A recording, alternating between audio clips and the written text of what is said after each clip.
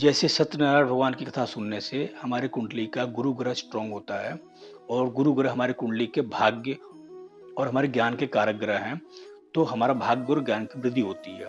तो हमें अलग-अलग रिजल्ट मिलता है। तो मैं अब जो है रोज़ आपको एक कहानी सुनाऊँगा, एक कथा सुनाऊँगा, जिससे कि आपके अलग-अलग ग्रह बैलेंस हो और आपको अच्छा रिजल्ट मिले। तो आज की कहानी में हम द्वादश ज्योतिर्लिंग में से एक ज्योतिर्लिंग सोमनाथ ज्योतिर्लिंग के बारे में बात करेंगे। सोमनाथ ज्योतिर्लिंग में क्या हुआ, 23 कन्याओं की जो शादी हुई वो चंद्रदेव से हुई। चंद्रदेव रोहिणी को ज़्यादा मानते थे, तो ये बात बाकी 26 कन्याओं को बुरा लगा। तो दक्ष प्रजापति से शिकायत की। दक्ष प्रजापति ने चंद्रदेव को श्राप दिया कि तुम तेजहीन हो जाओगे। फिर उसके बाद चंद्रदेव जो है वो तेजहीन हो जाते हैं। उसके बाद जो है वो फिर क्या करते हैं, शिव जी की आराधना करते हैं, पूजा करते हैं, 10 करोड़ महामृत्युंजय मंत्र का जाप करते हैं। तब जाकर शिव जी प्रसन्न होकर के चंद्रदेव को आशीर्वाद देते हैं और बोलते हैं कि मैं ऐसा आशीर्वाद देता हूँ जिससे कि दक्ष प्रजापति का भी श्राप रह जाएगा और आप कष्ट से बाहर निकल जाएंगे। तो आज से आप कृष्ण पक्ष में कम चमकेंगे और शुक्ल पक्ष में आपकी शाइनिंग, आपका तेज जो है तेज रहेगा, आपका तेज में वृद्धि देखने को मिलेगा। चंद्रदेव भगवान भोलेनाथ से प्रार्थना करते हैं कि भगवान आप यहीं विराजमान हो जाएं और आपके यहाँ विराजमान होने से लोगों का काफ़ी कल्याण होगा। तो वहाँ पे जो शिवलिंग बना, उस शिवलिंग को सोमनाथ नाम से जाना जाता है। सोम मतलब चंद्रमा का दूसरा नाम सोम से, और उन्होंने भोलेनाथ को अपना नाथ स्वामी मान लिया था, इस वजह से नाथ लगा दिया। तो इसीलिए वहाँ के मंदिर को, वहाँ के शिवलिंग को सोमनाथ मंदिर, सोमनाथ शिवलिंग कहा जाता है। कहने का मतलब ये, मोरल ऑफ द स्टोरी ये है कि अगर आप डेली इस कथा को सुनते हैं तो आपको होने वाली मानसिक पीड़ा, अगर आपको नींद नहीं आती है, अनिद्रा से परेशान है, मेंटल डिस्टर्ब हैं आप, तो आपकी कुंडली का चंद्रमा ग्रह बैलेंस होने लगते हैं और धीरे धीरे आपका मानसिक पीड़ा खत्म होने लगता है। इसलिए इस कथा को डेली सुने और अपने मानसिक पीड़ा को कम करें। उस ज्योतिर्लिंग के बारे में है जो आंध्र प्रदेश के कृष्णा नदी के किनारे श्रीशैल पर्वत पे स्थित है। मैं बताने जा रहा हूँ मल्लिका अर्जुन ज्योतिर्लिंग के बारे में, और फिर ये भी बताऊंगा कि कौन सा ग्रह उनके दर्शन करने से शांत होता है और हमें क्या क्या लाभ मिलता है। कथा इस प्रकार है कि एक बार गणेश जी और कार्तिकेय जी में किसकी शादी पहले हो ये डिसाइड नहीं हो पा रहा था, तय नहीं हो पा रहा था।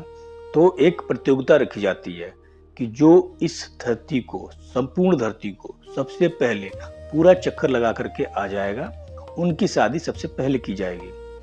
अब जो है ये सुनते ही कार्तिकेय जी तुरंत मयूर पे विराजमान होते हैं और इस पृथ्वी की चक्कर के लिए निकल जाते हैं और चक्कर लगाने लगते हैं। ये गणेश जी देख करके अपने मूषक जी के पास जाते हैं, फिर देखते हैं कि मूषक जी इस पृथ्वी पर कितना देर तक दौड़ पाएंगे। तो समझ में आ जाती है बात कि हम इसको अलग तरीके से हैंडल करना पड़ेगा, वहां पे काम आएगी बुद्धि। तो उन्होंने कहा कि माता और पिता दोनों ही आकाश और पृथ्वी के स्वरूप होते हैं और वो अपने माता पिता का ही पूरा चक्कर लगा लेते हैं। अब उनकी शादी रिद्धि सिद्धि से हो जाती है और उनसे 2 पुत्र भी होते हैं जिनको आप शुभ और लाभ के नाम से जानते हैं। वहीं कार्तिकेय जी संपूर्ण पृथ्वी का चक्कर लगा के आते हैं, तो उनको सब ऐसा पता चलता है कि ये चीजें हुई हैं और गणेश जी ने बुद्धि लगा करके ऐसे ऐसे काम किया है। उसके बाद कार्तिकेय जी को ये बहुत दुख होता है और वो उड़ करके कौच पर्वत पर चले जाते हैं और वहां जा करके अपना तपस्या करते हैं। अब जो है उनको मनाने के लिए उनकी माता उनके पीछे पीछे भागती हैं।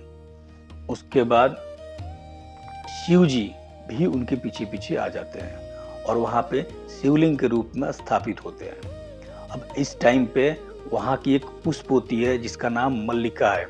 तो मल्लिका नामक पुष्प से सबसे पहले शिव जी की पूजा होती है, इसीलिए उस शिवलिंग का नाम मल्लिका अर्जुन शिवलिंग पड़ जाता है। सेम ऐसे ही एक और कथा बताई गई है, उस कथा के बारे में भी सुनते हैं आज। उसके बाद हम आपको कंक्लूजन बताएंगे। दूसरी कथा ये है कि एक बार एक राजमहल से एक कन्या जो है उनको संन्यास आश्रम में रहने का मन करता है, तो वो क्या करती हैं कि संन्यास आश्रम के लिए बाहर निकलती हैं और गोपियों के बीच में जाके रहती हैं। उसमें से एक गाय रहती है, बहुत ही सुंदर कामधेनु टाइप की गाय रहती है, बहुत अच्छी। तो वो कामधेनु गाय बहुत ज़्यादा दूध देती थी, लेकिन पता चला कि उस गाय का दूध कोई रात में निकाल लेता है, चोरी हो जाती है। अब ऐसे में जो कन्या महल से निकली रहती है, वो रात को पता लगाने गाय के पीछे पीछे जाती है। फिर दूर से देखती है कि कोई व्यक्ति गाय का दूध निकाल रहा है। तो दौड़ करके जब गाय के पास जाती है तो देखती है कि वहाँ तो कोई आदमी ही नहीं है, और वहाँ पे शिवलिंग है और गाय अपने आप शिवलिंग को दूध चढ़ा रही है। तो ऐसे में ये देख करके जो कन्या रहती है वो काफ़ी आश्चर्यचकित हो जाती है, और उसको लग जाता है कि ये शिव जी ही हैं। और फिर वहाँ पे वो एक मंदिर का निर्माण करवाती है, और तब से वहाँ पे मल्लिकार्जुन नामक मंदिर से प्रसिद्ध हो जाता है। उस जगह पे जो भी व्यक्ति जाता है उसके सारे कष्ट, पीड़ा, सब दुख दर्द सब दूर होने लगते हैं। अब कौन से ग्रह वाले और कौन से राशि वाले अगर वहाँ पे जाएं तो सबसे ज़्यादा उनको फायदा मिलेगा?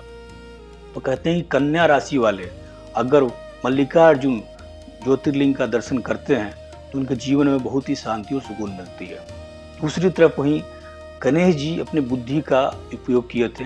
तो जिस व्यक्ति के मन में, बुद्धि में, मस्तिष्क में, इवन आपके नसों में कोई समस्या है, ब्रेन में कोई समस्या है, अगर आप मल्लिकार्जुन ज्योतिर्लिंग का दर्शन करते हैं तो आपको बुद्धि से रिलेटेड कोई भी समस्या हो वो सॉल्व होने लगेगा।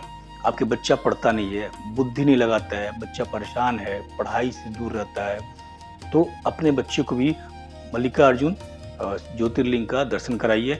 इससे क्या होगा, आपके बच्चे के बुद्धि में काफ़ी अच्छा प्रभाव देखने को मिलेगा और वो काफ़ी तेज बुद्धि होने लगेगा। गणेश जी की बुद्धि और गणेश जी का आशीर्वाद उसको मिलना शुरू हो जाएगा। मोरल ऑफ द स्टोरी ये है कि अगर आप कन्या राशि के हैं या फिर आपको अपने बुद्धि को बढ़ाना चाहते हैं, बुद्धि से रिलेटेड कोई काम करना चाहते हैं, यहाँ तक कि आपको अगर कोई व्यापार करना शुरू करना है, तो आप मल्लिकार्जुन का पहले दर्शन करें और उसके बाद फिर अपने व्यापार में लगें और फिर अपने पढ़ाई में लगें, तो आपका भाग्य आपका साथ देना शुरू कर देगा। इस कथा को कौन से द्वादश ज्योतिर्लिंग में से आज हम तीसरी ज्योतिर्लिंग के बारे में बात करेंगे, जो उज्जैन नगर के क्षिप्रा नदी के किनारे स्थित है। उज्जैन को पहले हम अवंतिकापुरी बोलते थे, जो एक पवित्र सप्तपुरियों में से एक पुरी है। सप्तपुरियों के बारे में बाद में बात करेंगे। आज हम उज्जैन महाकालेश्वर मंदिर की कथा सुनते हैं। इस कथा को कौन से राशि वाले अगर सुने तो उनको ज्यादा फायदा मिलता है, और कौन सा ग्रह की शांति होती है इस कथा को सुनने के बाद, ये भी मैं आपको लास्ट में बताऊंगा। इस कथा को जो व्यक्ति रोज सुनता है उसको काफी फायदा मिलता है। तो हम कथा शुरू करते हैं। ये कथा है, एक बार चंद्रसेन राजा हुआ करते थे अवंतिकापुरी में।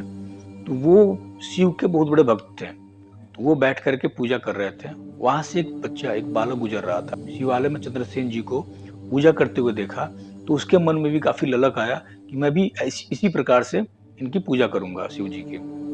तो वो रास्ते में चल रहा था तो एक पत्थर मिलता है, उस पत्थर को लेकर के जाता है और घर में बैठ के शिव जी की आराधना पूजा करने लगता है। अब उस टाइम पे उसकी माता आती हैं, बोलती हैं चलो यहाँ से, भी हो गया पूजा तुम्हारा। लेकिन बच्चा मानता नहीं है और वो अपने पूजा में लगा रहता है। इस पर माता काफी क्रोधित होती हैं और क्रोधित होकर के बच्चे का जो शिवलिंग पत्थर था उसको उठा के बाहर फेंक देती हैं और फेंक करके वो घर में चली जाती हैं। अब ये देख करके बच्चा काफी दुखी होता है, और इतना दुखी होता है कि वो मूर्छित होकर गिर पड़ता है। कुछ देर बाद उसकी आंखें खुलती है तो देखता है कि वहाँ पे बहुत ही सुंदर सा शिवालय बन गया है और बहुत ही भव्य मंदिर का निर्माण हुआ है। बहुत दिव्य प्रकाश उसको दिख रहा था अंदर के साइड में। जब अंदर जाता है तो देखता है कि बहुत ही सुंदर शिवलिंग वहाँ पे स्थापित हो रखा है। अब ये सुन करके उसकी माता दौड़े दौड़े आती हैं और बच्चे को गले लगा लेती हैं कि उसी टाइम पे फिर हनुमान जी प्रकट होते हैं और बोलते हैं कि ये साक्षात भगवान भोलेनाथ प्रकट हुए हैं, क्योंकि इस बच्चे की जो भक्ति देखा उन्होंने, भक्ति देख करके स्वयं को नहीं रोक पाए और स्वयं जो है यहाँ पे आकर प्रकट हो गए हैं। यहाँ पे जल चढ़ाता है, इनकी पूजा करता है तो उनका उसके लाइफ में कितना भी बुरा से बुरा काल हो, कितना भी खराब समय हो, वो सारा खराब समय दूर होने लगता है और उसके जीवन में अच्छा काल आता है।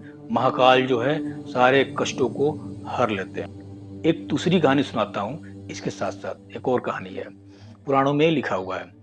कि एक बार कुछ ब्राह्मण बैठ के पूजा करते हैं। उसमें से एक ब्राह्मण शिव का बहुत बड़ा भक्त होते हैं। तो उस पूजा करते टाइम पे एक दूषण नामक राक्षस, जिसको ब्रह्मा जी से आशीर्वाद रहता है कि वो सबके हाथों से नहीं मारा जाएगा, वो शिव के महाकाल रूप से ही मारा जाएगा। तो उसके बाद जो है, वो जब ब्राह्मणों को मारने लगता है, तो ब्राह्मणों की भक्ति की आवाज़ सुन कर के भगवान शिव स्वयं प्रकट होते हैं और बहुत ही भयानक रूप ले लेते हैं। इसीलिए उस रूप को देख कर के वहाँ पे महाकाल शब्द का प्रयोग किया गया है। और जितने भी पाप है, कष्ट है, पीड़ा है, उनके दर्शन करने मात्र से हमारे जीवन के पाप, कष्ट, जितने भी बुरा समय है, सब दूर होने लगता है। अब हम बात करेंगे किस राशि वालों के लिए बहुत ही फायदेमंद होता है वहाँ पर जाना। तो तुला राशि वाले अगर वहाँ पे जाते हैं, दर्शन करते हैं, तो उनके जीवन के व्यापार अगर रुक रहा हो तो वो बहुत ही आसानी से शुरू हो जाता है। अगर उनके जीवन में पति पत्नी, किसी के भी जीवन में अगर पति पत्नी से संबंधित कोई दोष है, कोई दिक्कत है, कोई लड़ाई झगड़ा हो रहा है, पारिवारिक लाभ उनको नहीं मिल रहा, पारिवारिक टेंशन चल रहा है, तो अगर वो महाकाल का दर्शन करते हैं तो उनको काफ़ी लाभ मिलता है, काफ़ी आराम मिलने लगता है। शुक्र ग्रह किसी कुंडली में खराब हो, पैसे नहीं आ रहे हैं, पैसे नहीं टिक रहे हैं और बार-बार पैसे की चीटिंग हो रही है, बहुत सारे कर्ज हैं। अगर शुक्र से संबंधित कोई भी काम हो, अगर वो व्यक्ति महाकाल के दर्शन करता है, तो उसको काफ़ी ज़्यादा फ़ायदा मिलता है। ज्योतिर्लिंग की हम कथा सुन रहे थे। आज कथा को बढ़ाते हुए चौथे ज्योतिर्लिंग की हम कथा सुनेंगे। आज की जो टॉपिक है, इसमें कौन सी राशि और कौन से ग्रह शांत होता है वहाँ जाने से और इस कथा को सुनने से, आज हम उसकी भी बात करेंगे वीडियो के अंत में। मध्य प्रदेश के नर्मदा नदी के किनारे स्थित एक ऐसा ज्योतिर्लिंग जिसकी हम बारे में बात करने जा रहे हैं, वो है ओंकारेश्वर ज्योतिर्लिंग। इसकी दो रूप है, दोनों रूप के बारे में हम बताएंगे आपको। ओंकारेश्वर ज्योतिर्लिंग की कहानी ये है, पुराणों में लिखा गया है कि एक बार मानधाता एक राजा हुआ करते थे। वो उस पर्वत पे जाकर के उस पर्वत पे काफी तपस्या करते हैं। फिर शिव जी वहां प्रकट होते हैं। तब से जो है उस पर्वत का नाम मानधाता पर्वत रखा गया और उस शिवलिंग का नाम जो है वो ओंकारेश्वर शिवलिंग रखा जाता है। कहा जाता है कि अगर यहाँ पे कोई व्यक्ति आए और यह इनका दर्शन करे तो उनको काफी मानसिक पीड़ा से लाभ मिलता है। इसमें एक ट्विस्ट है। ट्विस्ट ये है कि ओंकारेश्वर ज्योतिर्लिंग अकेला नहीं है। वहाँ पे दो ज्योतिर्लिंग है और दोनों के दर्शन करने होते हैं, तब जाकर के आपका एक ज्योतिर्लिंग का दर्शन कंप्लीट होता है, तो क्योंकि दोनों का एक रूप माना गया है। दूसरी कथा भी है इसमें कि एक बार जो बिंद पर्वत है वो खुद ही को पूजा करता है और बैठ करके तपस्या करके भगवान शिव को प्रसन्न करते हैं। भगवान शिव जब प्रकट होते हैं, शिव के प्रकट होते ही वो वर मांगते हैं कि आप इस पर्वत पे भी विराजमान होइए। तो वहां पे दो अलग अलग पर्वतों पे दो शिवलिंग है और दोनों मिलाकर के एक ज्योतिर्लिंग बनता है। उसका नाम है अमलेश्वर ज्योतिर्लिंग। तो दोनों को जब जाएंगे आप तो दोनों के दर्शन जरूर कीजिएगा। अब कहा जाता है कि जो ओंकारेश्वर ज्योतिर्लिंग है वो मानव निर्मित नहीं है। वो जो है वो भगवान के द्वारा ही बनाया गया है। उसको एक शिवपुरी भी बोला जाता है कि शिवपुरी जगह है वो। और शिव पुराण वगैरह में काफी उसके नाम भी आते हैं। कई बार शिव पुराण जो लोग सुनते हुए उनको पता होगा। उसके अलावा जो है वहां पे जो लोग जाते हैं उनको काफी मानसिक शांति मिलती है। जिन लोगों के साथ पैसे का फ्रॉड हो रहा है, जिन लोगों का साइकिक हो रहा है, लोग जो पागल का अपना ट्रीटमेंट करा रहे हो साइको का, अगर वो लोग वहां जाके कुछ दिन रुकते हैं तो उनको मानसिक शांति में बहुत ही आराम मिलता है। कर्क राशि वालों को जो है वहां पे काफी शांति मिलती है। और जिनके कुंडली में चंद्रमा ज्यादा खराब है, ज्यादा पीड़ित है, तो आप जाइए वहां पे बैठिए। उसके पीछे का रीजन क्या है कि चंद्रमा जो है वो पानी का कारक ग्रह है और जो ओंकारेश्वर ज्योतिर्लिंग है वो दो धाराओं में बटी हुई नर्मदा के बीच में स्थित है, जहाँ पे कभी भी पानी की कमी नहीं होती। हमेशा पानी लगा रहता है, उधर पानी आता ही रहता है वहां पे। ठीक है। तो चंद्रमा जो है वहां पे काफी शांत होते हैं और आपको काफी मेंटल पीस देते हैं। इसीलिए कार्तिक पूर्णिमा के दिन देखेंगे आप कि ओंकारेश्वर ज्योतिर्लिंग पे बहुत ही भव्य मेला लगता है। वहां पे जो भी मानसिक पीड़ित जाते हैं उनको बहुत रिलैक्स मिलता है। मोरल ऑफ द स्टोरी ये है कि ओंकारेश्वर ज्योतिर्लिंग हमारे मस्तिष्क से जुड़े किसी भी समस्या को अगर आप लेकर के चल रहे हैं, परेशान हैं, आपको शांति चाहिए, तो ज्योतिर्लिंग ओंकारेश्वर ज्योतिर्लिंग जरूर जाइए। आपको बहुत ही शांति मिलेगा। और इस कथा को सुनने से भी अगर कोई पीड़ित है, रोज सुन रहा है, मेंटल डिस्टर्ब है, तो भी उसको काफी शांति मिलती है। केदारनाथ ज्योतिर्लिंग की कथा सुनेंगे। केदारनाथ ज्योतिर्लिंग की कथा सुनने से किस ग्रह की शांति होती है और किस राशि के जातकों को वहां जाने से उनको काफी फायदे मिलता है। हिमालय पर्वतराज पर स्थित केदार नामक चोटी पे स्थित ऐसा ज्योतिर्लिंग, इसके बारे में आज मैं कथा सुनाने वाला हूँ। इस कथा को सुनने से कौन से राशि वाले और कौन से ग्रह शांति मिलेगी, आज उसको भी हम जानेंगे।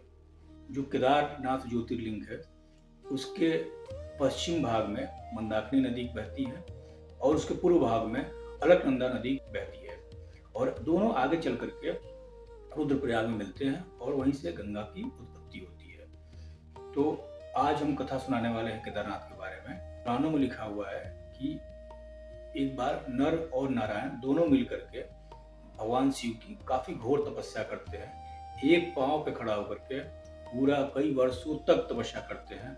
उनकी तपस्या को देख करके देव, ऋषि, मुनि, गंधर्व, यहाँ तक कि ब्रह्मा जी और विष्णु जी भी काफी प्रसन्न होते हैं और आश्चर्यचकित भी होते हैं। ये दोनों मिलकर के भगवान भोलेनाथ के लिए बहुत ही कठिन परिश्रम किया है, बहुत ही घोर तपस्या किया है। कुछ वर्ष बीत जाने के बाद भगवान शिव जी वहां स्वयं प्रकट होते हैं। यह नर और नारायण जब देखते हैं तो काफी प्रसन्न होते हैं और प्रसन्न होकर के भगवान शिव की काफी पूजा और आराधना करते हैं, काफी उनको खुश करते हैं पूजा और अर्चना से।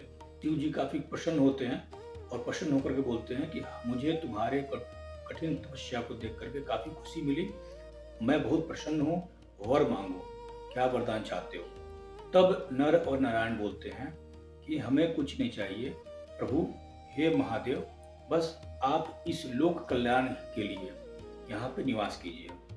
तब शिव जी बोलते हैं तथास्तु, मैं अब जो है इसी स्थान पे वास करूंगा और जो भी भक्त मेरे दर्शन के लिए आएगा उसकी सारी मनोकामना पूर्ण होंगी।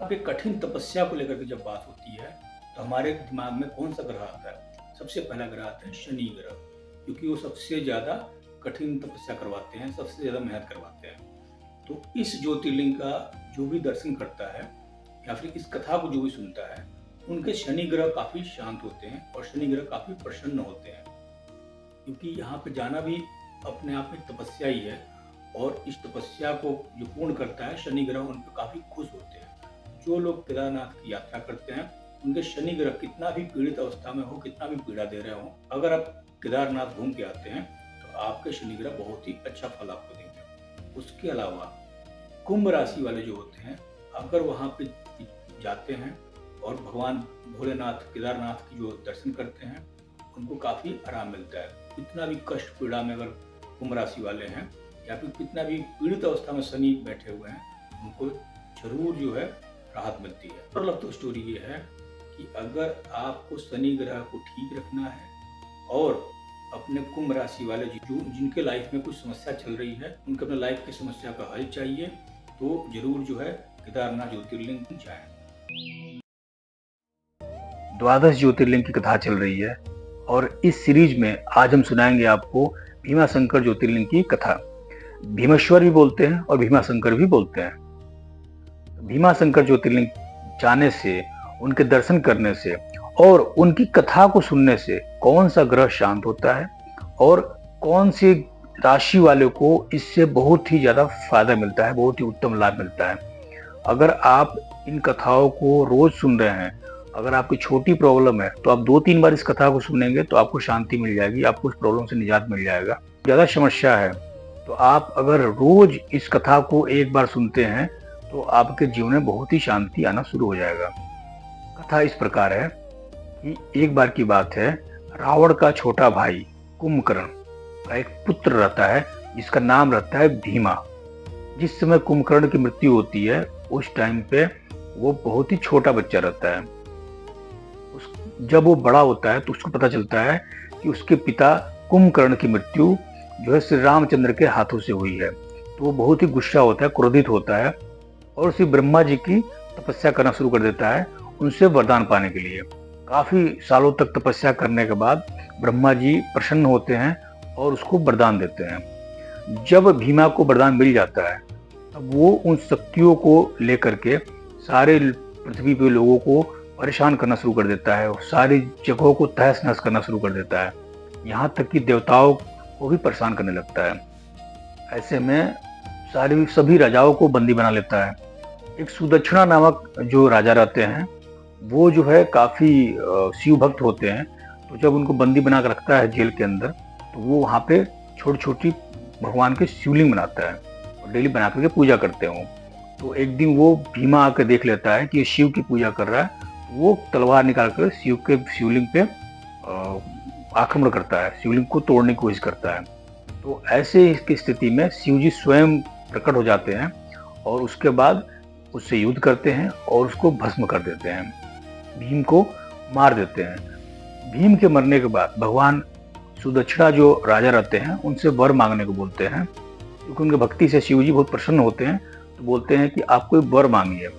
तो जो राजा रहते हैं, राजा बोलते हैं कि हमें बस इतना वर दे दीजिए कि इस जगह पे, इस एरिया में काफ़ी ही प्रॉब्लम्स चली हैं, लोग काफ़ी हताहत हैं, बहुत परेशान हुए हैं, तो आप जो है यहीं पे वास कीजिए और यहाँ पे वास करके लोगों का कल्याण कीजिए, ताकि जो आपका दर्शन करे उसका कल्याण हो।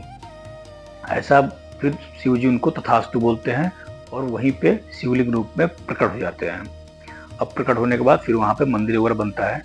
तो कहा जाता है कि अगर आपके जीवन में बहुत ही कष्ट चल रहा है, आपके सारे काम अटक गए हैं, चल ही नहीं पाए, बन ही नहीं पा रहे हैं, अटक के काम बन रहे हैं, मतलब बहुत स्लो प्रोसेस में हो रहा है, आपको यंग एज में भी लग रहा है कि आप बूढ़े हो गए हैं, आपके अंदर आलस बहुत ज़्यादा आ रहा है, सुस्ती बहुत ज़्यादा है, पेन, दुख, तकलीफ बहुत ज़्यादा है, हर टाइम आपको दर्द शरीर में बहुत ज़्यादा रहता है, या फिर लोगों से आपको कष्ट बहुत ज़्यादा मिल रहा है।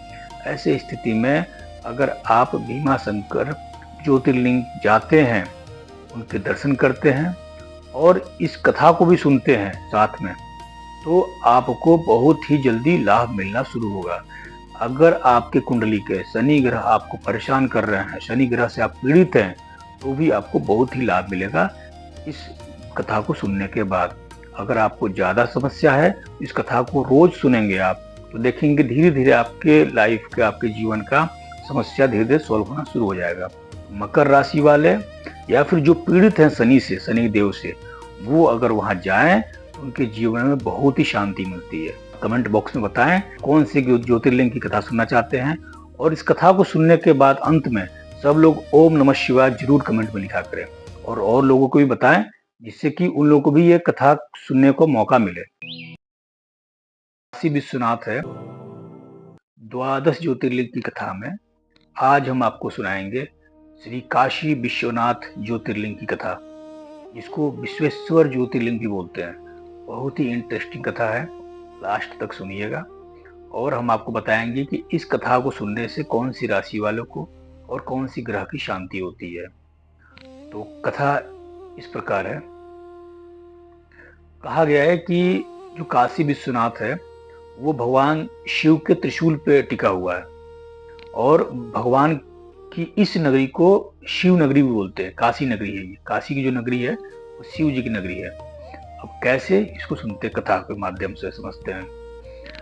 जब शिव जी की शादी होती है, शादी के बाद जो है शिव जी परिग्रहण कराते हैं, उसके बाद वो कैलाश की तरफ चले जाते हैं और जो माता पार्वती रहती हैं वो अपने घर पे ही रहती हैं। काफी टाइम बीत जाने के बाद पार्वती माता भोलेनाथ से विनती करती हैं कि कब तक मैं अपने मायके में रहूं, आप अपने नगर में क्यों नहीं लेके जाते हैं मुझे। तो शिव जी उनकी बात को मानते हैं और फिर माता पार्वती को अपने नगरी में लेके आते हैं, जिसका नाम काशी नगरी है, इसीलिए इसको शिव नगरी बोला जाता है। और कहा जाता है कि जब इस सृष्टि का अंत होता है या फिर सृष्टि का प्रारंभ होता है, तो इसी काशी नगरी के द्वारा ही अंत और प्रारंभ होता है। उसके अलावा कहा गया है कि जब भगवान शिव काफी क्रोधित थे, तो भगवान विष्णु जी यहीं पे आकर के प्रार्थना किया था और फिर प्रार्थना करके शिव जी को मनाए थे। ये नगरी जो है बहुत ही पावन नगरी है। धनु राशि वाले जो जातक हैं, अगर वो काशी विश्वनाथ ज्योतिर्लिंग के दर्शन करते हैं तो उनके जीवन के बहुत सारे कष्ट, दुख, दर्द सब कुछ दूर होना शुरू हो जाता है। उनके लिए सबसे बेस्ट ज्योतिर्लिंग जो है वो काशी विश्वनाथ की विश्वेश्वर ज्योतिर्लिंग है। और यहाँ पे इस स्थल को बहुत ही पावन स्थल माना गया है। यहाँ पे बड़े बड़े तपस्वी जन्म लिए और बड़े बड़े तपस्वी जो है भगवान शिव को प्रसन्न किए। यहाँ पे बहुत बड़े बड़े गुरु पैदा हुए, इसीलिए इस जगह पे गुरु ग्रह की ज्यादा प्रधानता है और गुरु ग्रह की पावर जो है सबसे ज्यादा इस जगह पे पाया गया है। इसीलिए यहाँ पे जो भी व्यक्ति यात्रा करता है, जो भी व्यक्ति इस ज्योतिर्लिंग का दर्शन करता है, तो उसके कुंडली के गुरु ग्रह कितना भी खराब हो, बहुत ही अच्छे फल देना शुरू हो जाते हैं।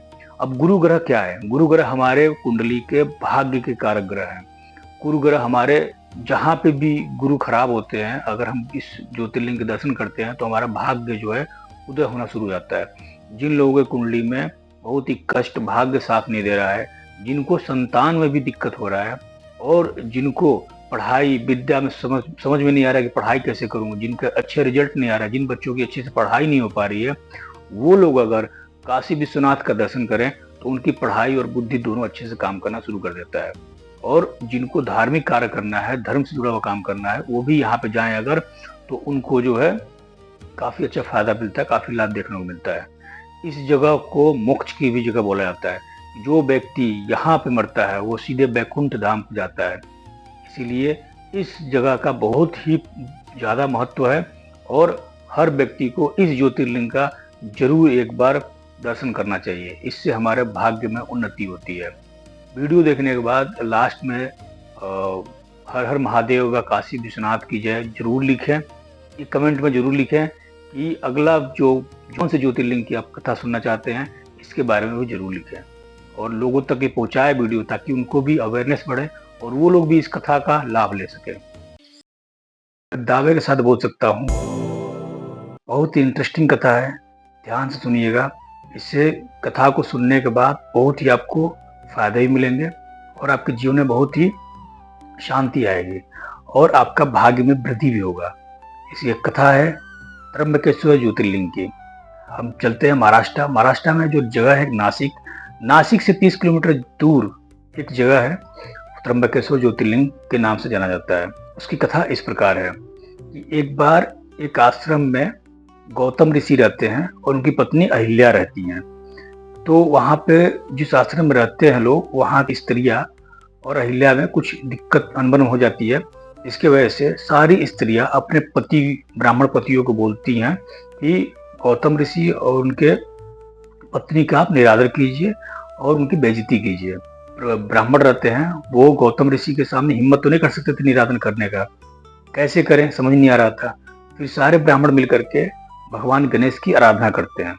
गणेश जी प्रकट होते हैं। गणेश जी जब पूछते हैं कि ठीक है वर मांगो, तो सारे ब्राह्मण मिलके बोलते हैं कि गौतम ऋषि को इस आश्रम से निकाला जाए, इसका कोई रास्ता निकालिए, आप ऐसा वरदान दीजिए। गणेश जी समझाते भी हैं कि गलत बात है, ऐसा नहीं करना चाहिए, लेकिन फिर भी जो ब्राह्मण हैं वो अपने पतियों के बातों में इतना उलझ गए रहते हैं, फंस गए रहते हैं कि वो जबरदस्ती गणेश जी से बोलते हैं कि आप कैसे भी करके उनको निकलवा दीजिए यहाँ से, गौतम ऋषि जी को।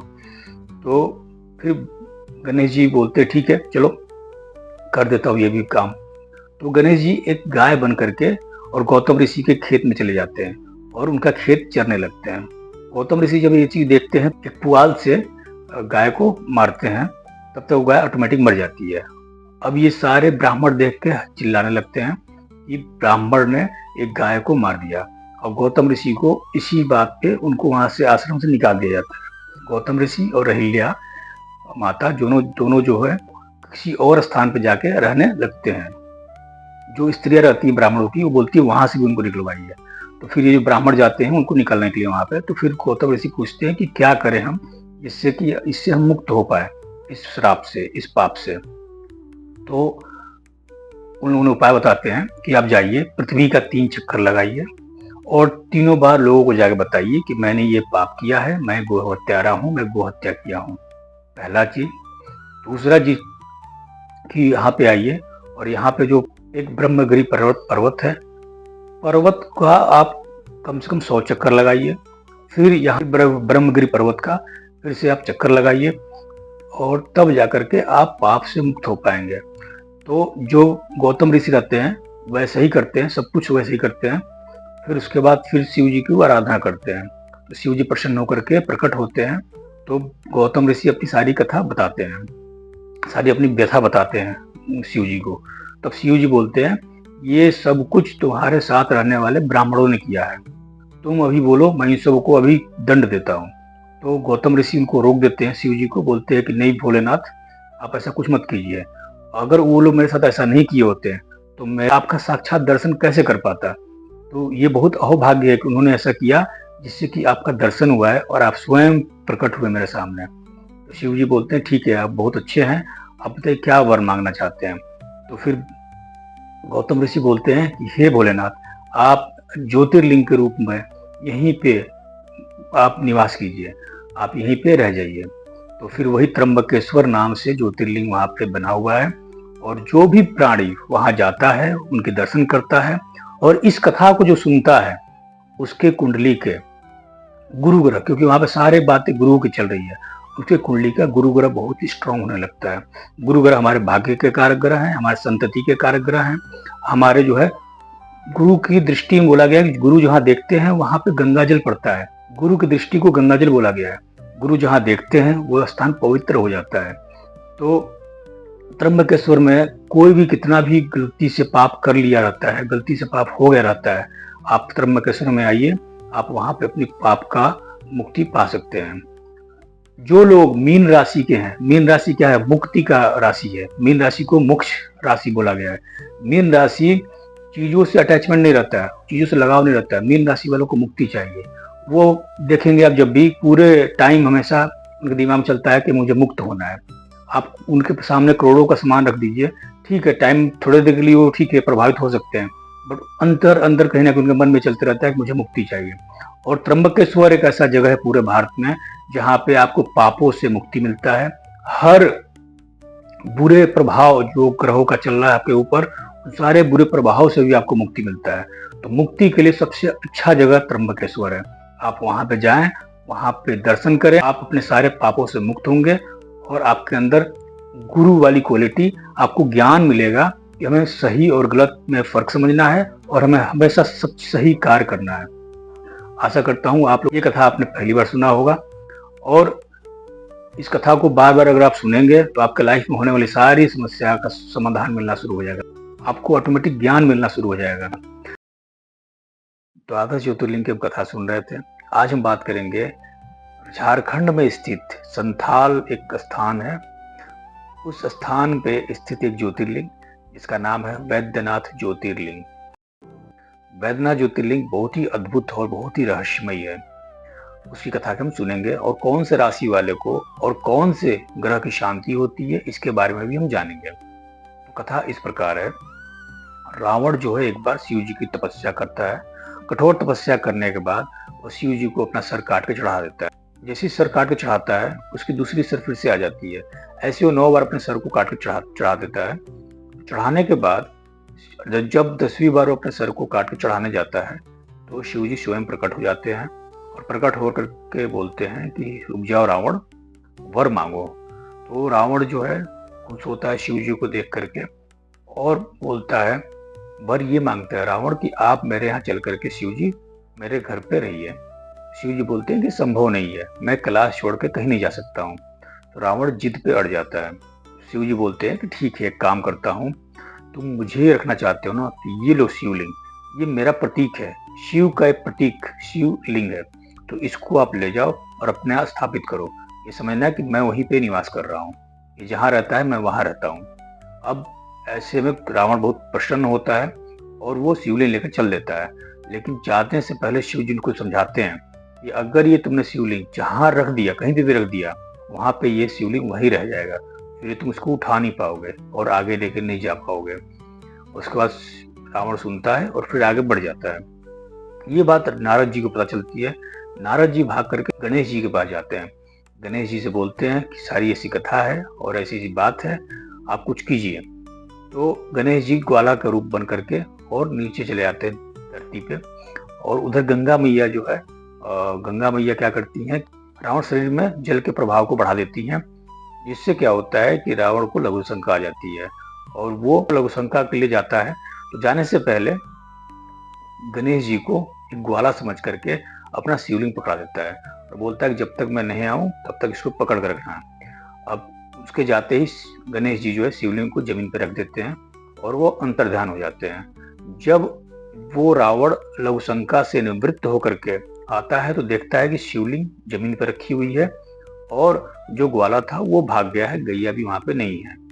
अब ऐसे में रावण पूरी कोशिश करता है कि इस शिवलिंग को उठा करके और वापस लंका की तरफ बढ़े हो, लेकिन ऐसा नहीं हो पाता है। तो फिर गुस्सा में आके रावण जो है शिवलिंग के ऊपर अपना अंगूठा का एक निशान लगा देता है और उसके बाद वहां से चला जाता है। ये सारा दृश्य जो है ब्रह्मा जी, विष्णु जी और बाकी देवगण देख रहे होते हैं। जैसे ही वो जाता है सारे देवगण वहां प्रकट होते हैं और शिव जी का जो शिवलिंग है उसका मान सम्मान प्राण प्रतिष्ठा करते हैं, उसका काफी पूजा अर्चना करते हैं और फिर सारे देवगण अपने अपने देवलोक को चले जाते हैं। इस शिवलिंग की जो भी व्यक्ति दर्शन करता है उसके जीवन में बहुत ही अद्भुत चमत्कार और बहुत ही लाभ मिलता है उसको। अगर आप सिंह राशि के हैं तो आपको जीवन में जरूर एक बार शिवलिंग के दर्शन करने चाहिए। आप जब जाएंगे तो वहां पर देखेंगे कि शिवलिंग के ऊपर एक अंगूठा का निशान लगा हुआ है, जिसको बोला गया है कि रावण ने ही सिंह राशि वाले का मतलब है ऐसा राशि जो सारे राशियों में सबसे प्रधान राशि बोला गया है। मतलब एक अलग ही एटीट्यूड, अलग ही स्वाभिमान, एक शेर की तरह, एक राजा की तरह होते हैं ये सिंह राशि वाले। इनका उठना बैठना, जैसे कोई जमीन पर बैठ के खाना खा लेगा, लेट जाता है, कोई बैठ जाता है, लेकिन सिंह राशि वाले जो है उनका अपना अलग ही एटीट्यूड होता है। वो बैठेंगे भी तो राजा की तरह और चलेंगे भी तो राजा की तरह, सोचेंगे भी तो राजा की तरह। सिंह राशि वालों का अलग ही महत्व है। अगर आपकी कुंडली का सूर्य ग्रह खराब है और आपका मान सम्मान बहुत ज्यादा खराब हो रहा हो, आपकी सरकारी नौकरी नहीं लग रही हो, सरकार से आपको कोई इशू चल रहा हो, कोर्ट केस वगैरह फंसे हुए हैं, सरकारी कामों में आपका बाधा आ रहा हो, तो ऐसे में अगर बैद्यनाथ धाम जाते हैं और बैद्यनाथ ज्योतिर्लिंग के दर्शन करते हैं तो डेफिनेटली आपको बहुत ही अच्छा फल देखने को मिलेगा। द्वादश ज्योतिर्लिंग की कथा चल रही है और इस सीरीज में आज हम बात करेंगे नागेश्वर ज्योतिर्लिंग की कथा के बारे में। नागेश्वर ज्योतिर्लिंग की कथा सुनने से और उनका दर्शन करने से कौन से ग्रह की शांति मिलती है और कौन से राशि वालों को बहुत ही लाभप्रद फल मिलता है वहां जाने से। तो ऐसे नाम से पता चल रहा है जैसे आपको कि नागेश्वर मतलब नागों के ईश्वर। मतलब अगर किसी कुंडली में राहु केतु से पीड़ित कोई व्यक्ति है और उसके साथ साथ किसी कुंडली में काल सर्प जैसे दोष हैं, ऐसे लग रहा है उनको बहुत परेशानी चल रही है जिंदगी में, उनकी लाइफ फंसी हुई है, ऐसे व्यक्ति अगर नागेश्वर ज्योतिर्लिंग जाते हैं तो उनको बहुत ही शांति देखने को मिलेगा। हम कथा शुरू करते हैं। गुजरात में द्वारिकापुरी से 17 किलोमीटर दूर यह नागेश्वर ज्योतिर्लिंग स्थित है। एक बार की बात है, एक सुप्रिय नामक वैश्य रहता है उस एरिया में, वो बहुत बड़े शिव भक्त होते हैं। तो ऐसे में वहां पे एक दारुण नामक राक्षस होता है। वो राक्षस जो है किसी भी शिव भक्त को देख करके वो चिढ़ता था, वो गुस्सा करता था, सबको परेशान करता था। एक बार जो वैश्य होते हैं जिनका नाम सुप्रिय है, वो नदी को क्रॉस कर रहे होते हैं अपने दोस्तों को लेकर के। तो उसी टाइम बीच नदी में आकर के दारुण के जो सिपाही होते हैं वो पकड़ ले जाते हैं। अब दारुण राक्षस क्या करता है, वो सारे वैश्य लोगों को एक कारागार में डाल देता है। अब जो सुप्रिय वैश्य हैं वो कारागार में भी भगवान शिव की शिवलिंग बना करके पूजा आराधना में लग जाते हैं वो। तो ये बात सैनिक जो है दारुण राक्षस को बताते हैं सबकी जाकर कि एक वैश्य है, सुप्रिय नाम है, वो वैश्य जो है वो शिव की भक्ति कर रहा है। अब भागता हुआ दारुण राक्षस आता है और देखता है तो ये ध्यान में मग्न होते हैं। ध्यान मग्न देख करके बोलता है कि हे वैश्य, हे दुष्ट, तू यहाँ आंखें बंद करके क्या षड्यंत्र रच रहा है, मेरे राज्य में आकर के मेरे राज्य को क्या बर्बाद करने की कोशिश कर रहा है, और उनको जगा देता है। उनका ध्यान भंग होता है जब सुप्रिय वैश्य की। तो वो देखते हैं कि बहुत भयानक एक विशालकाय राक्षस खड़ा उनके सामने और चिल्ला रहा है उनके ऊपर। फिर वो आदेश देता है राक्षस कि जितने वैश्य हैं इन सबों को अभी कभी मरवा दो, खत्म कर दो। ये बात सुन करके जो वैश्य होते सुप्रिय भगवान शिव की आराधना करते हैं, बोलते हैं भगवान भोलेनाथ अब आप ही की आशा है, आप हमें बचा लीजिए। तो ऐसे स्थिति में भगवान शिव जी स्वयं प्रकट होते हैं और जो सुप्रिय हैं उनको एक पाशुपति अस्त्र प्रदान करते हैं और बोलते हैं कि आप इसी अस्त्र से इस राक्षस का वध कर दो। उसके बाद उस राक्षस का वध हो जाता है। वध करने के बाद सुप्रिय जो है भगवान भोलेनाथ से प्रार्थना करते हैं कि आप यहाँ पे विराजमान हो, जिससे कि हमारे सारे लोगों का कल्याण हो आपके विराजमान होने से, और आपका आशीर्वाद हम सबको मिलता रहे। भगवान जो है स्वयं वहाँ पे शिवलिंग के रूप में विराजमान हो जाते हैं, और तब से लेकर के आज तक वो शिवलिंग बहुत ही अद्भुत है। और जो भी उसको वहाँ पे जाता है, दर्शन करता है, उसके सारे बुरे पाप जो भी श्राप लगे रहते हैं, वो सारे श्राप वगैरह कटना शुरू हो जाते हैं। मिथुन राशि वाले जो है, क्योंकि बात हो रही है वैश्य की, और वैश्य जो होते हैं वो मिथुन राशि वाले होते हैं, और वहाँ पे जो भी पूजा पाठ जो भी भगवान को प्रसन्न किए थे वो वैश्य लोग ही थे। मिथुन राशि वाले एक वैश्य की तरह ही होते हैं, वैश्य की तरह सोचते भी हैं। तो मिथुन राशि वाले अगर उनका काम नहीं बन रहा है, उनकी व्यापार नहीं चल रहा है, उनका कोई भी चीज अटका हुआ है, अगर वो लोग जाकर के नागेश्वर ज्योतिर्लिंग के दर्शन करते हैं तो उनको बहुत ही जीवन में शांति और बहुत लाभ मिलता है। और बुध ग्रह स्वयं में एक व्यापारी बनाता है, तो बुध ग्रह जो है बहुत ही शांत होते हैं। वहाँ जिसके कुंडली में बुध ग्रह खराब है, परेशान कर रहे हैं, बुद्धि काम नहीं करी, पढ़ने में इंटेलेक्ट जो है ना काम करना बंद कर दिया है, तो ऐसे व्यक्ति या बच्चा, जो भी व्यक्ति या जो भी बच्चा नागेश्वर ज्योतिर्लिंग का दर्शन करता है तो उसको बहुत ही फायदा मिलता है, बहुत ही राहत मिलता है। द्वादश ज्योतिर्लिंग की कथा चल रही है, और इस सीरीज में आज हम बात करने वाले हैं रामेश्वरम ज्योतिर्लिंग की। रामेश्वरम ज्योतिर्लिंग की कथा सुनने से कौन से ग्रह की शांति होती है और कौन से राशि वालों को काफी लाभ मिलता है। रामेश्वरम ज्योतिर्लिंग भारत के सबसे आखिरी छोर तमिलनाडु में स्थित है।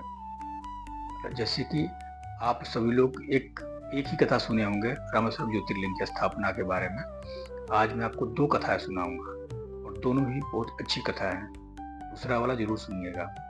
पहली कथा इस प्रकार है कि जब रामचंद्र जी रावण को मारने के लिए लंका पर चढ़ाई करते हैं, तो उस टाइम पर जब समुद्र के तट पे पहुंचते हैं, तो समुद्र के तट पे पहुंचते ही उनको एक आकाशवाणी होती है, बिना मुझे मंत्रण किए, बिना पूजा किए आप जल ग्रहण कैसे कर रहे हैं। श्री रामचंद्र जी तुरंत समझ जाते हैं कि ये किसकी आवाज है, और वो सेम टाइम एक बालू से शिवलिंग का निर्माण करते हैं, उसकी पूजा अर्चना करते हैं। फिर शिव जी प्रकट होते हैं और श्री रामचंद्र जी को बहुत सारे वरदान देते हैं, और विजयी होने का भी वरदान देते हैं, और बहुत सारे अस्त्र भी उनको प्रदान करते हैं। दूसरी कथा ये है कि जब श्री रामचंद्र जी रावण को मार के समुद्र पार करके जब इधर साइड में आ रहे होते हैं, तो जब समुद्र पार करते हैं तो वहीं पे बहुत सारे ऋषि मुनि लोग उनका इंतजार कर रहे होते हैं। तो उन्हीं ऋषि मुनियों से श्री रामचंद्र जी पूछ देते हैं कि हे ऋषि मुनि, मैंने एक ब्राह्मण को मारा है, रावण जो था वो ब्राह्मण था, तो मुझे एक ब्राह्मण हत्या का शाप लग गया है, पाप लग गया है, तो मुझे कुछ ऐसा उपाय बताइए जिससे कि मैं ब्राह्मण हत्या के पाप से मुक्त हो पाऊं। तब सभी जो वहाँ पे ऋषिगण रहते हैं वो सारे लोग एक स्वर में बोलते हैं कि आप महामृत्युंजय महाकाल भोलेनाथ की पूजा कीजिए, आप यहीं शिवलिंग बनाइए और उनकी आराधना कीजिए। फिर वो स्वयं आएंगे, और वही एक है मात्र इस सृष्टि में जो आपको ब्राह्मण हत्या के पाप से बाहर निकाल सकते हैं, आपको मुक्ति दिला सकते हैं। राम जी तुरंत हनुमान जी को बोलते हैं कि आप तुरंत कैलाश को जाइए और वहां से शिवलिंग लेके आइए। तो हनुमान जी अति तीव्र गति से हनुमान जी कैलाश जाते हैं। वहां जाकर देखते हैं कि शिव जी नहीं है, तो फिर वो थोड़ा इंतजार करने लगते हैं। यहाँ फिर राम जी देखते हैं कि आने में विलम्ब हो रहा है, तो वो बालू को लेकर के ही, रेत से ही वो जो है शिवलिंग बना करके उसकी पूजा करना शुरू कर देते हैं। शिव जी प्रकट होते हैं और उनको ब्राह्मण मुक्ति के लिए आशीर्वाद देते हैं, बहुत सारे वरदान देते हैं। फिर शिव जी हनुमान जी के पास वहाँ प्रकट होते हैं, हनुमान जी को शिवलिंग देते हैं, और शिवलिंग हनुमान जी लेकर अति शीघ्र फिर राम जी के पास आते हैं, तो देखते हैं कि यहाँ तो पहले से एक शिवलिंग बनी हुई है और उसकी पूजा भी हो गई है। तो हनुमान जी बहुत दुखी होते हैं। तो फिर राम जी बोलते हैं कि दुखी मत हो हनुमान, एक काम करो, आप इस शिवलिंग को हटा दो और जो अपना शिवलिंग लाए हो उस शिवलिंग को उस पर रख दो। तो ऐसे में हनुमान जी अपनी पूरी ताकत लगा देते हैं, लेकिन वो शिवलिंग बालू का जो रहता है वो हटता ही नहीं है, टस से मस नहीं होता है। फिर हनुमान जी अपने पूंछ में फंसा करके शिवलिंग निकालने की कोशिश करते हैं, बट वो नहीं हिलता है, और हनुमान जी खुद ही गिर जाते हैं, उनको चोट लग जाती है। ऐसे में उनको साक्षात परब्रह्म की दर्शन होती है, और परब्रह्म बोलते हैं कि मारुति नंदन, हे बजरंगबली, आप जिसको निकाल रहे हैं, हटाने की कोशिश कर रहे हैं, वो स्वयं महाकाल वहाँ बैठे हुए हैं, भगवान शिव वहीं विराजमान है। तो आप उनको दंडवत प्रणाम कीजिए और उनसे आशीर्वाद प्राप्त कीजिए। हनुमान जी काफी खुश होते हैं और शिवलिंग को प्रणाम करते हैं और फिर वहीं पे रामेश्वरम ज्योतिर्लिंग के नाम से एक मंदिर का निर्माण हुआ है।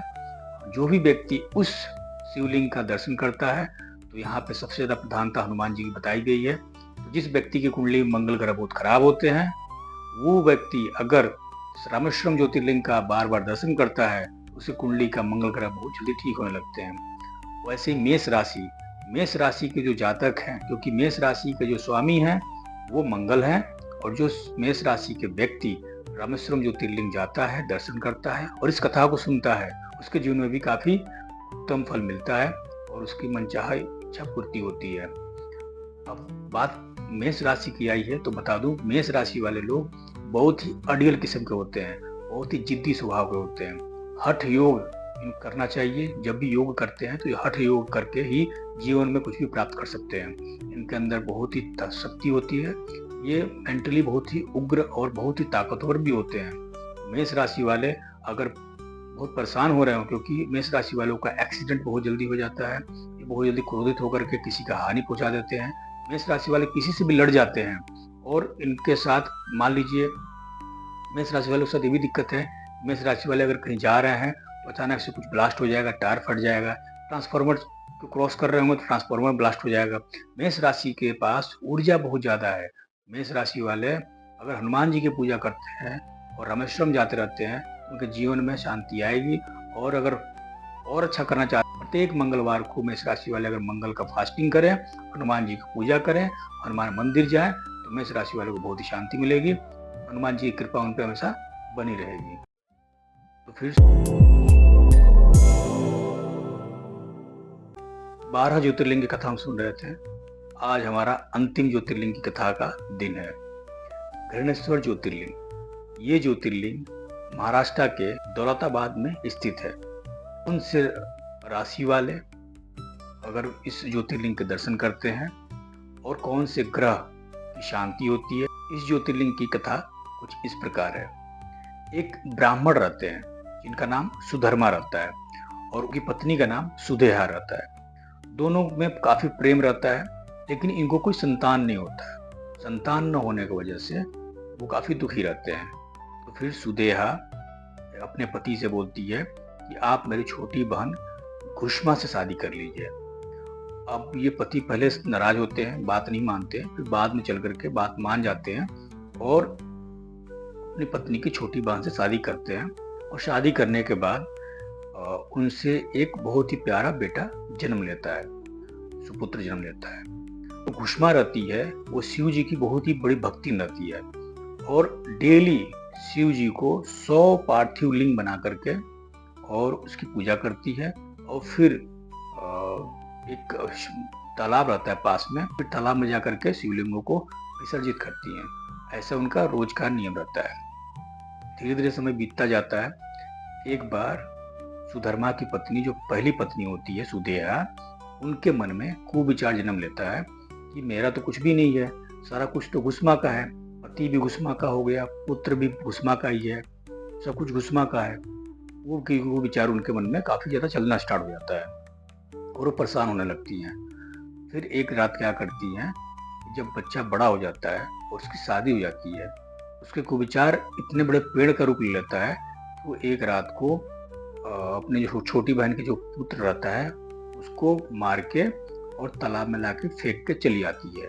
अगले दिन सुबह में जब ये पता चलता है कि सुधर्मा का बेटा का मृत्यु हो चुका है, तो सुधर्मा और सुधर्मा की जो बहू रहती है, ये दोनों बहुत ही विलाप करने लगते हैं, रोने लगते हैं और दुखी रहते हैं। लेकिन जो सुधर्मा की जो सेकंड पत्नी, जिससे बेटा हुआ रहता है घुष्मा, उसको कोई फर्क नहीं पड़ता। वो डेली की तरह उठती है, प्रतिदिन की तरह, और पूजा पाठ करती है, शिवलिंग बनाती है और फिर तालाब की तरफ चली जाती है पूजा करने के लिए। जब पूजा करके जब वापस तालाब से बाहर आने लगती है तो तालाब के अंदर से उनका बेटा खेलते हुए बाहर निकलता है। जैसे लगता है कि जैसे वो कुछ नहीं हुआ था उसको, जस्ट वो तालाब में खेलने कूदने गया था नहाने गया था वापस आया है। यह देख करके सब लोग आश्चर्यचकित हो जाते हैं और फिर उसी टाइम पे भगवान भोलेनाथ स्वयं प्रकट होते हैं और बोलते हैं कि तुम्हारे बहन सुदेहा ने ये बहुत बड़ा घोर पाप किया है, अभी मैं उसको दंडित करता हूँ। जो खुसमा रहती है वो सेम टाइम मना कर देती है, बोलती है कि हे भोलेनाथ, उन्होंने जो किया वो गलत था, लेकिन उनके कर्म की वजह से आज आपका मुझे दर्शन हो गया है, तो कृपा कर आप उनको माफ कर दें और लोक कल्याण के लिए आप यहीं पे निवास करें, यहीं पे आसन ग्रहण करें और यहीं पे रहें, जिससे कि सारे लोगों का कष्ट, पीड़ा, दुख, दर्द दूर होता रहे। अब ये सुन करके भगवान भोलेनाथ तथास्तु बोलते हैं और उनके बड़ी दीदी को माफ कर देते हैं और फिर वहीं शिवलिंग के रूप में विराजमान हो जाते हैं। इसीलिए उस स्थान को घुश्मेश्वर ज्योतिर्लिंग भी बोला जाता है।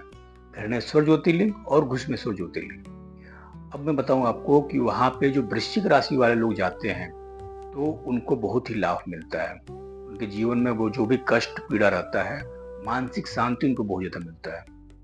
जिनको भी संतान की दिक्कत है, संतान उत्पत्ति नहीं हो रही है, वो लोग भी अगर वहाँ जाते हैं या किसी के संतान में बाधा आ रहा है या किसी के संतान के ऊपर बहुत कष्ट चल रहा है, संतान की स्थिति बहुत खराब है, अगर ऐसे लोग संतान को लेके उस ज्योतिर्लिंग जाते हैं और उस ज्योतिर्लिंग का दर्शन करते हैं तो उनको काफी राहत मिलता है।